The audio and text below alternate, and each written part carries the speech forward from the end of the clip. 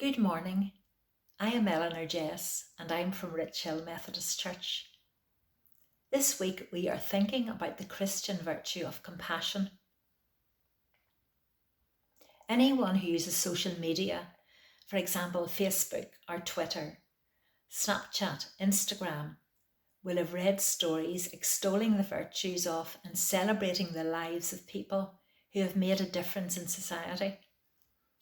Indeed, over the centuries there have been statues, memorials and plaques raised to celebrate the lives of some quite famous people.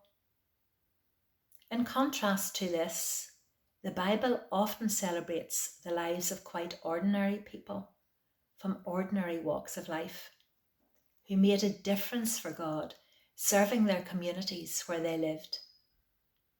In Romans chapter 16, Paul sends greetings to Rufus and his mother, who Paul says was like a mother to him, opening her home to him when he was preaching in the area and probably giving him all the luxuries and care that she could afford. In this passage, he also commends many others for their hard work in the Lord. In Acts chapter 9, we read of Tabitha, also known as Dorcas, a godly follower of Jesus and a woman who was known for doing good and helping the poor. Clearly, Dorcas was a compassionate woman, as she used her own money to buy cloth to make clothing for the widows and poor in her community. Cloth in those days was handmade and very expensive, so clothing was costly. The compassion and kindness of Dorcas towards those who were in need was deeply appreciated in Joppa where she lived.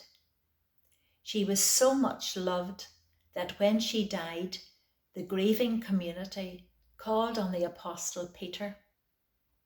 He went to Joppa, took Dorcas by the hand and raised her back to life, much to the rejoicing of her friends.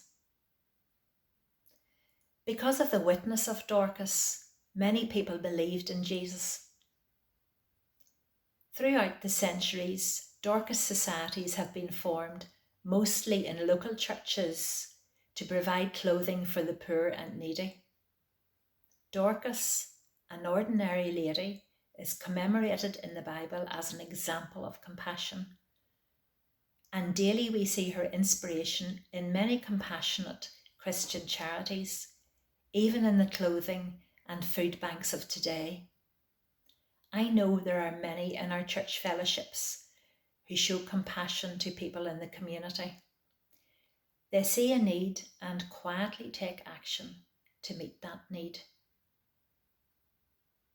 Today, may we be compassionate and caring to anyone in need, without judgment or bias, only seeking to make a difference in the name of the Lord Jesus.